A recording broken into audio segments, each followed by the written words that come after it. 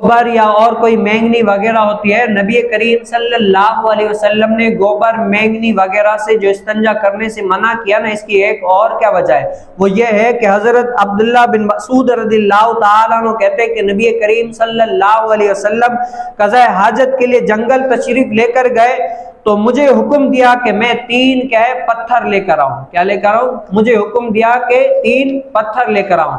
तो मैं जैसे ही पत्थरों की तलाश के लिए गया जो मुझे इस्तंजे के लिए हाजत होती है, जरूरत होती है, जो अच्छे लगते हैं, मैंने तलाश शुरू की तो मुझे क्या है 2 तो पत्थर अच्छे मिल गए,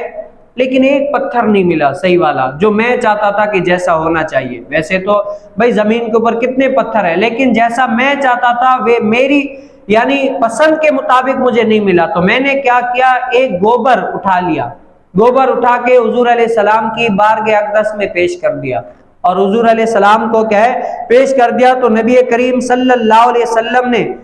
गोबर का टुकड़ा ले लिया और हाजिर खिदमत कर दिया। और हुजूर अलैहि सलाम ने क्या है, जब वो गोबर या और 2 पत्थर हुजूर अलैहि सलाम की बारगाह में ले आया ना, तो हुजूर अलैहि सलाम ने 2 पत्थर तो ले लिए, लेकिन जो गोबर का टुकड़ा था वो हुजूर अलैहि सलाम ने फेंक दिया और क्या फरमाया कि ये नजसुल ऐन है। क्या है? ये नजिस है, इससे क्या है इस्तंजा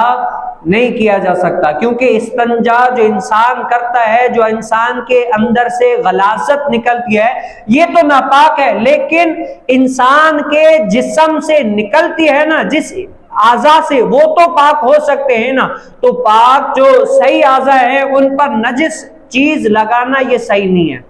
तो नबी मुख्तार सल्लल्लाहु अलैहि वसल्लम ने फरमाया अगरचे तुम यहाँ पर अपनी तबी हाजात को पूरा करने के लिए बैठो ना, तो वहां पर भी अच्छे से अच्छे तरीके से क्या है वो तबी हाजात को भी पूरा करो और शरीयत का भी लिहाज रखो, और जिस तरीके से शरीयत ने तुम्हें गाइड किया है ना, उसी तरीके से वो काम भी अमल पे रहो, ताकि तुम्हारा वो काम भी सही हो और तुम्हें